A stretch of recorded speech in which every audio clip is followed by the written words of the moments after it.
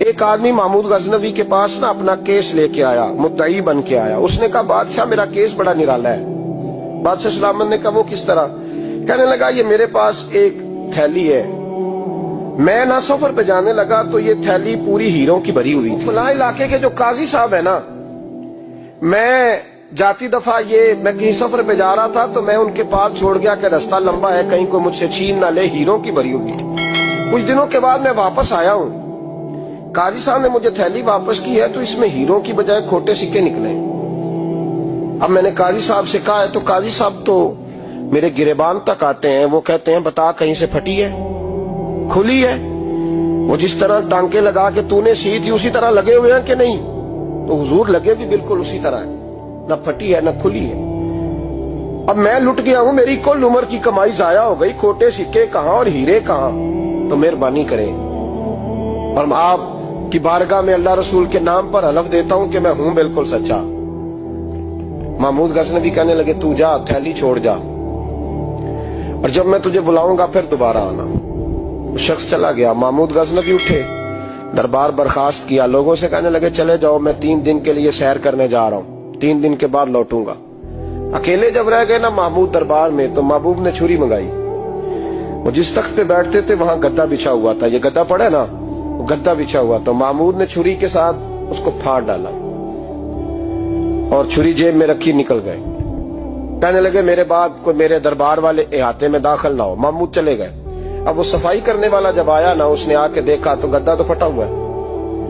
اس نے شور ڈال دیا، پہرے دار بھی آ گئے، فلاں صاحب بھی آ گئے، فلاں صاحب. اس نے کہا وہ خدا کے بندو، اس کا گدا پھٹ گیا ہے، وہ تو مار ڈالے گا. اس نے کہا تھا سوائے صفائی اور نگرانی والے کے دوسرا آئے کوئی نہ، اور یہاں آیا بھی کوئی نہیں. پہلے دن ہی پھٹا ہوا ہے تو لٹکا دے گا سب کو، کیا کریں؟ شور ہو گیا، سارے دربار کے ملازمین اکٹھے ہو گئے. ایک بندہ بولا، کہنے لگا فکر نہ کرو، میں کیسے بندے کو جانتا ہوں، اس طرح سیے گا کہ جس نے پھاڑا ہوگا اسے بھی پتہ نہیں چلے گا کہاں سے پھٹا تھا. ایسا بہترین رفو کرے گا کہ پتہ بھی. اس نے کہا یار ہم سارے ایک مہینے کی تنخواہ دیتے ہیں، تو بندہ بلا. وہ بلا لیا اس کو، اس کا نام محمد رفو گر تھا. وہ آیا، اس کو گدا دکھایا، اس کا یار اس طرح سینہ پتہ نہ چلے. اس نے کہا فکر ہی نہ کرو، میں بڑا کاریگر ہوں. بڑے بڑے کاریگر لوگ نہیں ہمارے ملک میں پائے جاتے، کوئی نشان چھوڑتے ہیں پیچھے بڑے. احمد رفو گر کہنے لگا اس طرح سیوں گا کہ پھاڑنے والے کو بھی پتہ نہیں. ان کا پیسے لے یار تو سی دے. اس نے سی دی، اگلے شام ہی لا کے بچھا دیا گدا. تیسرے دن بادشاہ سلامت آئے، آ کے پہلی نظر گدے پہ ڈالی. اس نے بلایا سب ملازمین کو، کہا کس نے سیا ہے؟ کہا جناب کیا ہوا؟ کہا یہ پھٹا ہوا تھا. کس نے؟ کہا نہیں پھٹا ہی نہیں. وہ کہنے لگے بنو بات، میں خود پھاڑ کے گیا تھا. تو بتاؤ صحیح سیا کس نے ہے؟ کہا جناب آپ پھاڑ کے گئے تھے تو بتایا کیوں نہیں؟ فرمانے لگے اسی لیے تو بتایا نہیں تھا کہ تم خود تحقیق کر لو. بلاؤ بتاؤ سیا کس نے. تو بلا لیا، احمد رفو گر آ گیا. اس کو جب بلا کے سامنے بادشاہ کھڑا کیا، کہا بھئی تو نے سیا ہے؟ کہنے لگا حضور آپ کے سارے ملازم کٹھے ہو کے آئے تھے، میری غلطی کوئی نہیں. کہا نہیں یار تو بڑا کاریگر ہے، میں نے اپنے ہاتھ سے پھاڑا تھا پر مجھے بھی نہیں پتا چل رہا کہاں سے پھٹا تھا. اچھا یہ بتا یہ تھیلی جو ہے یہ بھی تو نے سی تھی؟ اس نے کہا جی آپ کے خادم کا ہی کارنامہ ہے، وہ فلانے علاقے کے قاضی صاحب آئے تھے، اس میں سے ہیرے نکال کے تو کھوٹے سکے بھرے تھے، تو مجھے بھی تھوڑا سا حصہ ملا تھا. محمود نے سارے گواہ بھی اکٹھے کر لیے، ثبوت بھی اکٹھے کر لیے. پھر قاضی کو بلایا، پہلے سارے ثبوت اور گواہ کیس حل کر لیا. پھر ہمارے ہاں یہ حال ہوتا ہے کہ مدعی 2-3 ہفتے کے بعد خود ہی ہاتھ باندھ جاتا ہے، کہنا تسی میری جان چھڈو، مجرم پھڑو پاوے نہ پڑھو. وہ کہتا ہے مجھے معافی دو، میں رہا. ظلم ہے نا، ظلم زیادتی ہے کہ جو بیچارہ اتنے سوال مجرم سے نہیں ہوتے جتنے مدعی سے ہوتے. آپ یقین کریں اتنے سوالات ہوتے. سارے ثبوت اکٹھے کر کے قاضی صاحب کو بلایا، تنہائی میں لے جا کے. محمود غزنوی نے کہا قاضی صاحب آپ سے غلطی ہو گئی، غریب آدمی تھا، وہ لوٹ گیا ہے، اس نے تو بڑی مشکل سے کچھ ہیرے جمع کیے تھے اور اس کی کل کائنات تھی، تو آپ اس کا مال اسے دے دے، بات ختم. قاضی صاحب کہنے لگے آپ مجھ پہ الزام لگا رہے ہیں، سوال ہی نہیں پیدا ہوتا.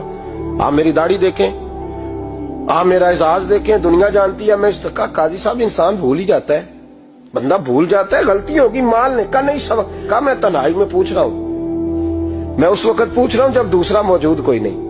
آج توبہ کر لے، میں کچھ نہیں کہوں گا، تو میری زبان پہ اعتبار کر، تجھے پتا ہے میں جو کہتا ہوں اس پہ عمل بھی کرتا ہوں، باز آ جا. پر قاضی نے کہا نہیں میری غلطی کوئی نہیں، महमूद ने फिर भरे दरबार में बुला लिया।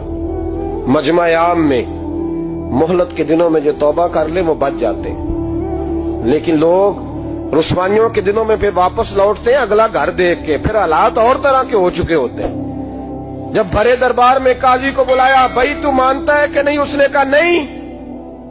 तो कहा बुलाओ अहमद रफूगर को। जब अहमद रफूगर आया तो बूढ़े काजी की टांगे कांपने लगी, जुमले टूटने लगे, लफ्ज जमीन पर गिरने लगे, बात सही नहीं होती, जुबान लड़खड़ाने लगी।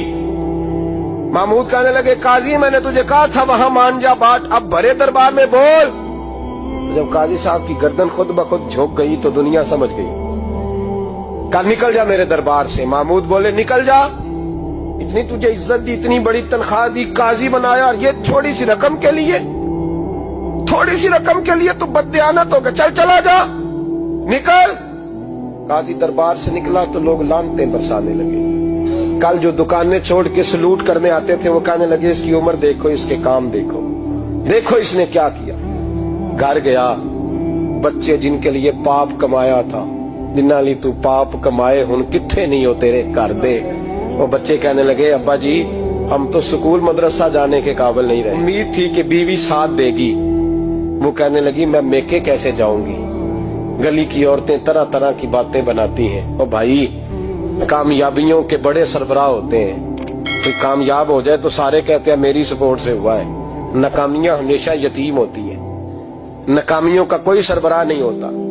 जब तक तो काजी था तो बड़े बात थी, हर बंदा कहता था रिश्तेदार है, और रुसवाई हो गई तो वो तेरी आंख हो या संगे मलामत की चुभन, कौन पहुंचा है मेरे दर्द की गहराई तक।